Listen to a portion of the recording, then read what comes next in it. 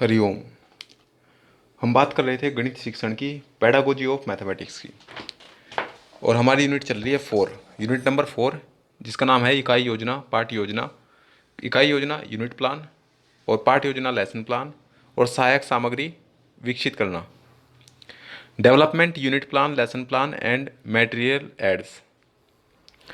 इसमें हम बात करेंगे। तो क्वेश्चन नंबर 1 है, शिक्षण सहायक सामग्री के 3 उपयोग लिखे। शिक्षण सहायक सामग्री के उपयोग क्या है? नंबर 1 है, यह छात्रों में रुचि उत्पन्न करती है। नंबर 2, यह पाठ्य वस्तु को स्पष्टता प्रदान करती है। और नंबर 3, यह शिक्षण अधिगम प्रक्रिया को प्रभावशाली बनाती है। तो शिक्षण सहायक सामग्री के 3 उपयोग क्या है? पहला बताया कि छात्रों में रुचि उत्पन्न करती है। दूसरा बताया कि पाठ्य वस्तु को स्पष्टता प्रदान करती है। नंबर तीसरा बताया शिक्षण अधिगम प्रक्रिया को प्रभावशाली बनाती है।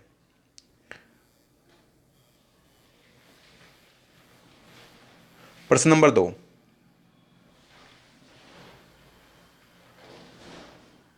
प्रश्न नंबर 2, श्यामपट्ट के 2 उपयोग लिखिए। तो श्यामपट्ट का ब्लैक बोर्ड कहते हैं श्यामपट्ट को। तो ब्लैक बोर्ड के 2 उपयोग क्या हैं? नंबर 1, श्यामपट्ट पर खींचे गए चित्र विषय वस्तु को स्पष्टता प्रदान करते हैं। जो हमारा कंटेंट है, जो विषय वस्तु है, उसको स्पष्टता प्रदान करते हैं श्यामपट्ट पर खींचे गए चित्र। दूसरी बात, श्यामपट्ट के प्रयोग के द्वारा शिक्षक अपनी बात सरलता से स्पष्ट कर सकता है।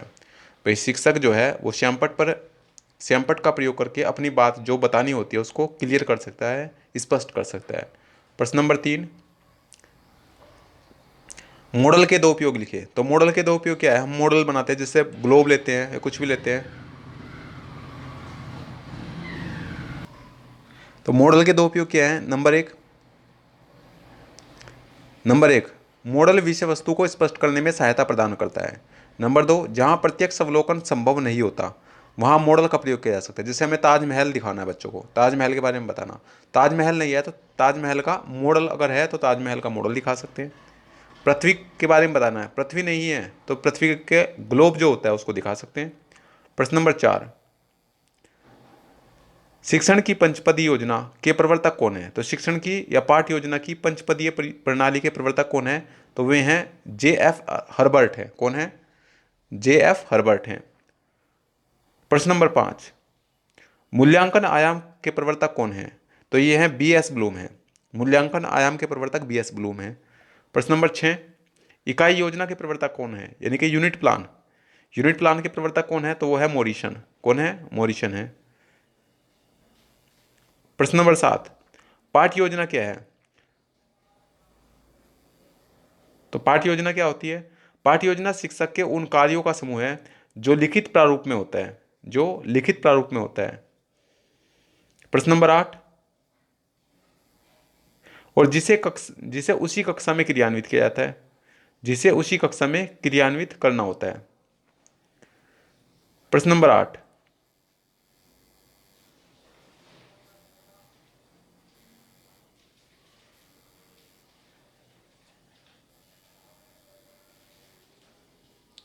प्रश्न नंबर 8, हर्बर्ट की पंचपदीय प्रणाली के 5 पद लिखने हैं। तो हर्बर्ट की पंचपदीय प्रणाली के 5 पद हैं। नंबर 1, प्रस्तावना, उद्देश्य कथन, प्रस्तुतिकरण, तुलना, सामान्यीकरण और अनुप्रयोग। तो ये पांच पांच पद हैं। हर्बर्ट की पंचपदी के 5 पद कौन कौन से हैं? प्रस्तावना है, उद्देश्य कथन है, प्रस्तुतिकरण है, तुलना, सामान्यीकरण और अनुप्रयोग। प्रश्न नंबर 9, इकाई योजना और पाठ योजना में 2 अंतर बताएं।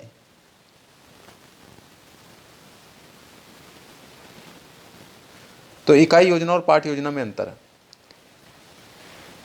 इकाई योजना का स्वरूप बोधगम्य तथा व्यापक होता है, जबकि पाठ योजना का स्वरूप संकुचित होता है। इकाई योजना का स्वरूप बोधगम्य और व्यापक होता है और पाठ योजना का स्वरूप संकुचित होता है। नंबर 2, इसमें संपूर्ण विषय वस्तु को एक इकाई के रूप में माना जाता है। किसमें? इकाई योजना में। जबकि पाठ योजना में क्या होता है? पाठ योजना जो होती है वो पाठ योजना इकाई योजना का एक अंग होती है। प्रश्न नंबर 10, योजना के कितने प्रकार होते हैं? तो योजना के सामान्य 3 प्रकार होते हैं। नंबर 1, साप्ताहिक योजना, नंबर 2, मासिक योजना और नंबर तीसरी है वार्षिक योजना। प्रश्न नंबर 11 है, कौन ऑफ एक्सपीरियंसेस किसने प्रस्तुत किया? तो कौन ऑफ एक्सपीरियंसेस को एडगर डेल ने प्रस्तुत किया। प्रश्न नंबर 12, दृश्य श्रव्य सामग्री के 2 उदाहरण बताएं। तो दृश्य श्रव्य सामग्री में टेलीविजन, कंप्यूटर और वीडियो फिल्म्स आती हैं। टेलीविजन, कंप्यूटर और वीडियो फिल्म। बहुविकल्पीय प्रश्न। प्रश्न नंबर 1, टैप रिकॉर्डर क्या है? तो टैप रिकॉर्डर में हम सुनते हैं, तो इसलिए श्रव्य सामग्री है। प्रश्न नंबर 2, पाठ योजना संबंधी मूल्यांकन उपागम किसने दिया? तो इसको ब्लूम ने दिया था। पाठ योजना संबंधी मूल्यांकन उपागम किसने दिया? तो ये ब्लूम ने दिया। प्रश्न नंबर 3, आंसू रचित उपकरणों को क्या कहा जाता है?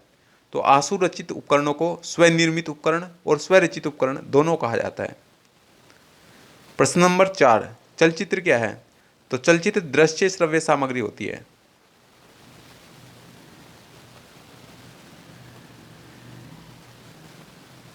प्रश्न नंबर 5, सर्वाधिक प्रभावशाली शिक्षण सामग्री कौन सी है? क्या प्रक्षेपित है, अप्रक्षेपित है, प्रत्यक्ष अनुभव है या शब्द है? तो वह है प्रत्यक्ष अनुभव। प्रत्यक्ष अनुभव। नेक्स्ट प्रश्न, प्रश्न नंबर 6, चित्र विस्तारक शिक्षण सहायक सामग्री का कैसा प्रकार है? तो ये श्रव्य दृश्य प्रकार है। कैसा प्रकार है? श्रव्य दृश्य प्रकार है। अब बात करते हैं रिक्त स्थानों की पूर्ति की।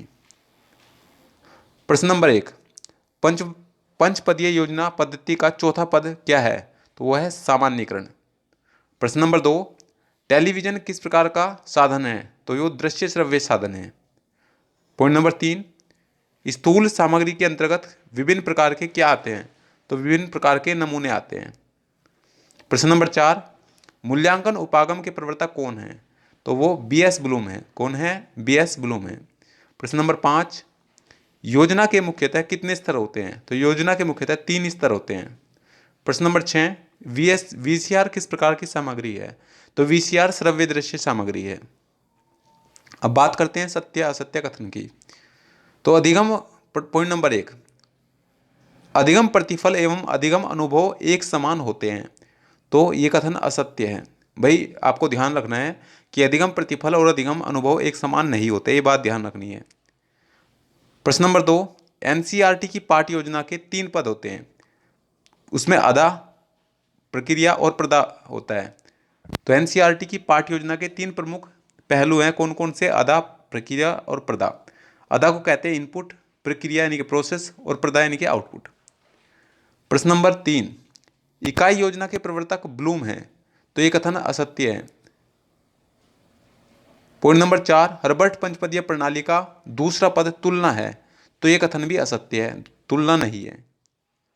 प्रश्न नंबर 5, पाठ योजना विषय वस्तु के स्वरूप एवं प्रस्तुतिकरण को निश्चित करने में सहायक है। तो ये कथन सत्य है।